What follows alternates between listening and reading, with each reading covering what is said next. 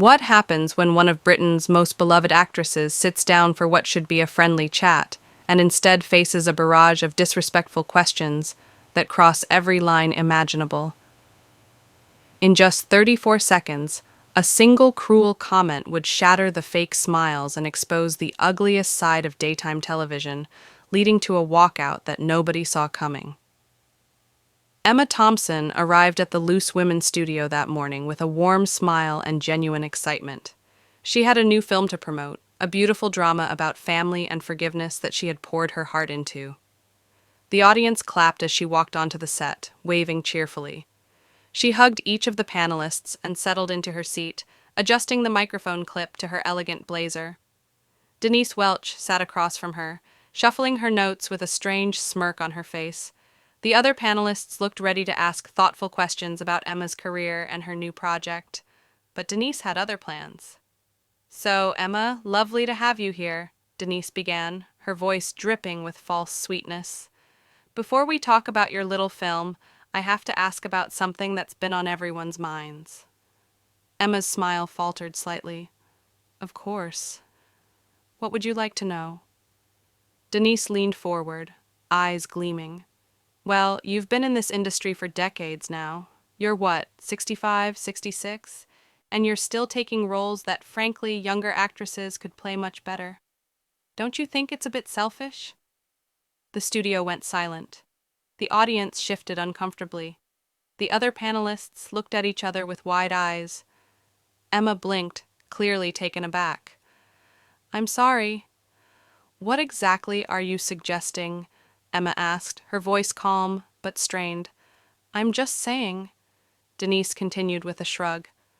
"There are so many talented young women out there desperate for opportunities, and here you are still clinging to the spotlight. Some might call that greedy." Emma took a breath, composing herself. "Well, Denise, I don't see acting as something you age out of. Male Stray is still working. Judi Dench is still working. We tell stories about all kinds of people at all stages of life." "Yes, but they're them," Denise interrupted, waving her hand dismissively.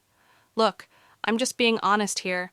The camera isn't as kind as it used to be, is it? I mean, we can all see the wrinkles, the sagging. Don't you think audiences want to see fresh faces instead of, well, someone who looks like their grandmother?" One of the other panelists tried to jump in. "Denise, I don't think that's really fair to say." But Denise talked right over her.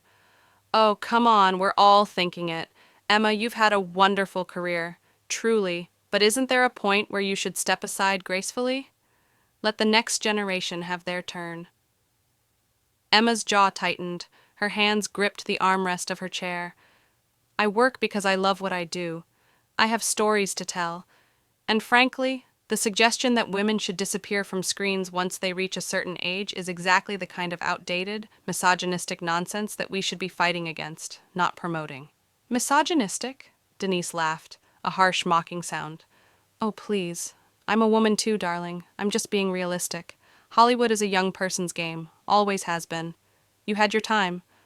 Why not retire to some nice cottage somewhere and enjoy your grandchildren?" "I don't have grandchildren," Emma replied coldly. "And even if I did, that wouldn't mean my career should be over." Denise rolled her eyes dramatically. "Look at you getting all defensive. I'm trying to have an honest conversation here about ageism, and you're acting like I've personally attacked you." "You have personally attacked me," Emma shot back, her voice rising slightly. "You've insulted my appearance, questioned my right to work, and suggested I should disappear from public life because of my age." "How is that not a personal attack?" the audience began murmuring. Some people looked angry, others looked deeply uncomfortable. The camera operators didn't know where to point their lenses. Denise wasn't backing down. "I'm a journalist. I ask tough questions. If you can't handle a little criticism, maybe you shouldn't be doing interviews." "There's a difference between tough questions and cruelty," Emma said firmly. "Asking me about my creative process is a tough question. Asking me about the themes in my film is a tough question. Telling me I look like someone's grandmother and should retire is just mean-spirited." "Well, maybe if you weren't so sensitive," Denise snapped. Honestly, your generation is always going on about respect and dignity, but you can't take any real feedback. Feedback? Emma repeated, incredulous. You think telling someone they're too old and too ugly to work is feedback? Denise scoffed. I never said ugly. Don't put words in my mouth. You said the camera isn't kind to me anymore. You said audiences don't want to see someone who looks like their grandmother. What else could that possibly mean? Emma's voice was shaking now with anger rather than hurt. One of the other panelists tried again to intervene. Maybe we should talk about Emma's new film. It sounds like a beautiful project. But Denise ignored her completely, keeping her focus locked on Emma. You know what your problem is? You're so used to everyone worshiping you, treating you like royalty, that you can't handle it when someone tells you the truth. The truth? Emma's eyes flashed. Or your opinion dressed up as truth. Same thing in this case, Denise said with a cruel smile. Look, I've been in this industry long enough to know how it works. You're past your prime. That's not an insult. It's just a fact. And the sooner you accept that, the better off you'll be. Emma stood up abruptly, the movement so sudden that her chair scraped loudly against the floor. The audience gasped. The other panelist froze. I don't have to sit here and listen to this, Emma said, her voice clear and strong. She began unclipping her microphone. Denise's eyes widened, but she tried to play it off with another laugh. Oh, are we really doing this? You're going to storm off like a diva because someone dared to be honest with you? No, Emma replied, pulling the microphone free and setting it carefully on the chair. I'm leaving because you've been disrespectful, unprofessional, and frankly vicious for no reason whatsoever. I came here to talk about a film that means a great deal to me, and instead you've spent the entire time attacking my age and appearance. I was just making conversation, Denise protested weakly. That wasn't conversation. That was bullying.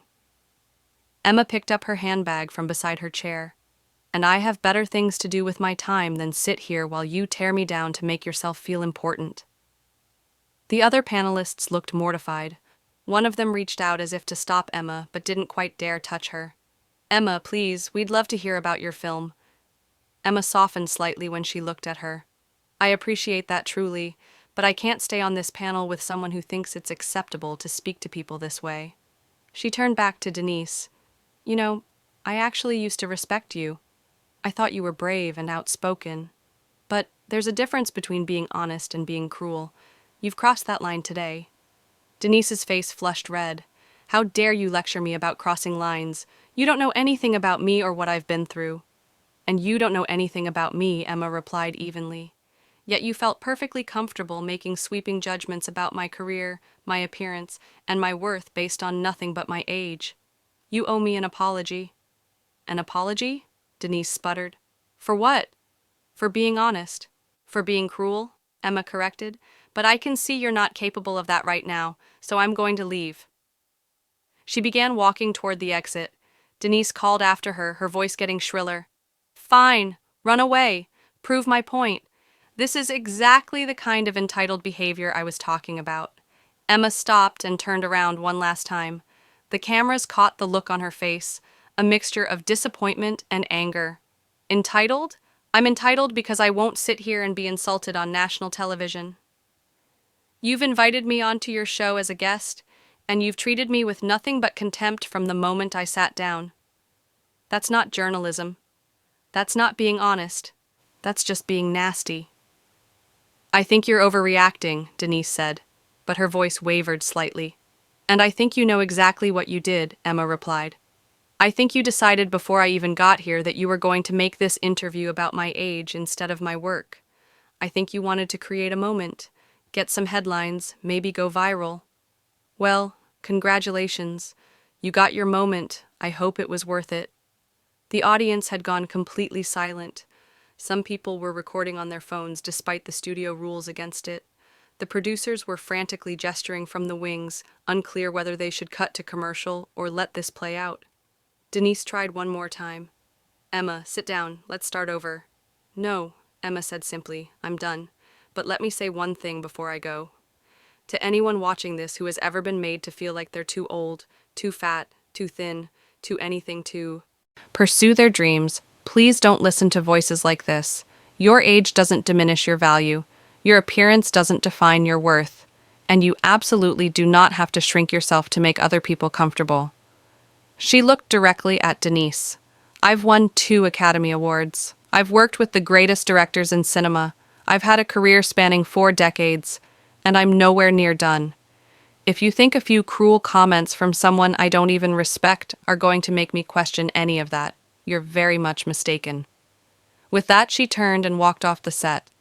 Her heels clicked on the floor, each step purposeful and dignified. The door closed behind her with a soft thud that somehow felt louder than a slam. The remaining panelists sat in stunned silence. Denise tried to regain control, shuffling her papers and clearing her throat. Well, that was certainly dramatic. I suppose some people just can't handle real talk. But one of the other panelists cut her off. Denise, that was completely out of line. Emma was right. That wasn't real talk. That was just cruel. Oh, not you too, Denise groaned. I'm so tired of everyone being so sensitive. It's not about being sensitive. Another panelist jumped in. It's about basic respect. We invited her here as a guest. You attacked her personally from the start. Denise's face grew redder. I asked legitimate questions about ageism in Hollywood. No, you made ageist comments to her face and then acted surprised when she got upset. The first panelist countered. There's a difference between discussing ageism in the industry and telling someone they look like a grandmother and should retire. The audience began clapping in agreement. Denise looked around, clearly not expecting this reaction. We need to go to commercial, someone said from off-camera, and the show abruptly cut away.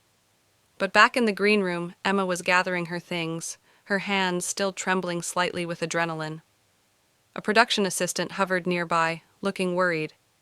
Miss Thompson, I'm so sorry about what happened out there. Is there anything I can get you? Emma smiled at her, a genuine smile this time. No, thank you, dear. I'm quite all right. Just disappointed, that's all. For what it's worth, the young woman said quietly, I think what you said out there was really important. My mom is in her 60s, and she's always talking about feeling invisible. She's going to love hearing what you said. Emma's expression softened. Well, tell your mom from me that she's not invisible. None of us are. Meanwhile, back on set, the show had returned from commercial, but the atmosphere had completely changed. The other panelists had clearly decided they weren't going to let Denise's behavior slide. Before we continue, one of them said to the camera, I think we need to address what just happened. Emma Thompson is a brilliant actress and a lovely person, and she deserved better than what she received today. Denise, I think you owe her an apology. Denise's mouth fell open. On air? You're doing this on air? You attacked her on air? The panelist replied calmly. So yes, this conversation is happening on air. I didn't attack her, Denise insisted. I asked her questions. You told her she was too old to act. You made comments about her appearance. You suggested she should retire. Another panelist listed off. How is that not an attack? Denise looked around wildly, as if searching for support that wasn't coming. I was trying to have a real conversation about the issues facing older women in entertainment. Then you should have talked about the issues, not made Emma the target, the first panelist said. There's a way to discuss ageism without being ageist yourself. The audience applauded again, louder this time. Denise's hands clenched into fists on the table. Fine, she said through gritted teeth. Fine, maybe I was a bit harsh. A bit, someone in the audience called out. Denise glared in that direction. I said what I said because I believe it's true. The industry is youth-obsessed, and someone needs to talk about it. Then talk about the industry, the panelists pushed back. Don't make it personal. Don't tell individual women they're too old or not attractive enough. That's not fighting ageism. That's perpetuating it. Denise stood up abruptly. You know what? I don't need this. I'm entitled to my opinions. And Emma was entitled to leave when those opinions became personal attacks. The panelists responded without missing a beat. The show descended into chaos. Then, with Denise arguing with her fellow panelists, the audience getting more vocal, and the producers clearly regretting every decision that had led to this moment. In a taxi heading away from the studio, Emma looked out the window at the London streets passing by. Her phone was already buzzing with messages, texts from friends and colleagues who had seen clips online, calls from her publicist, emails from journalists wanting a statement. She turned the phone off and dropped it into her bag. She had said everything she needed to say. She had stood up for herself with dignity and grace, and she had spoken truth to cruelty, and most importantly, she had walked away from a situation that didn't serve her, from a person who didn't respect her, and from a conversation that was designed to diminish rather than celebrate. Back at the studio, the episode continued to spiral. The remaining panelists were barely speaking to Denise. The audience was restless and clearly on Emma's side. Social media was already exploding with reactions, almost universally condemning Denise's behavior and praising Emma's response. Denise sat rigidly in her chair, her face a mask of forced composure, but anyone could see the cracks forming. She had wanted to create a moment to be provocative to get people talking. She had succeeded, just not in the way she had hoped, because the story wouldn't be about Emma Thompson being too old or too sensitive. The story would be about Emma Thompson standing up to a bully, speaking out against ageism and cruelty, and refusing to tolerate disrespect. The story would be about how grace under pressure looks, how dignity in the face of attack sounds, and how strength shows up when someone tries to make you feel small. Emma Thompson had come to promote a film about forgiveness, and she had ended up teaching a lesson about self-respect instead. She had shown that you can be kind without being a doormat, that you can be professional without accepting abuse, and that walking away from toxicity isn't weakness, it's wisdom. And Denise Welch had learned in front of millions of viewers that being provocative isn't the same as being brave, that being honest isn't an excuse for being cruel, and that some lines once crossed can be uncrossed. The cameras kept rolling, but the damage was done. The interview that was supposed to be a pleasant promotional chat had become a masterclass in what not to do, a cautionary tale about the difference between journalism and bullying, and a reminder that everyone, regardless of age or status, deserves to be treated with basic human respect. Emma's words would be quoted for days afterward. Her composure would be praised. Her decision to walk away would be celebrated as an act of self-preservation and strength. And Denise's cruel comments would follow her, a permanent stain on her reputation. A moment that defined her not as the brave truth-teller she imagined herself to be, but as someone who mistook meanness for honesty and cruelty for courage. In that 34 seconds, when Denise had made that final cruel comment about Emma looking like someone's grandmother, she had sealed her own fate. She had revealed herself completely, stripped away any pretense of professional journalism, and shown the world exactly who she was. And Emma, in walking away with her head held high, had shown the world exactly who she was, too. Two women, two very different responses to the same moment. One chose cruelty, one chose dignity. And the audience, both in the studio and watching at home, knew exactly which one they respected.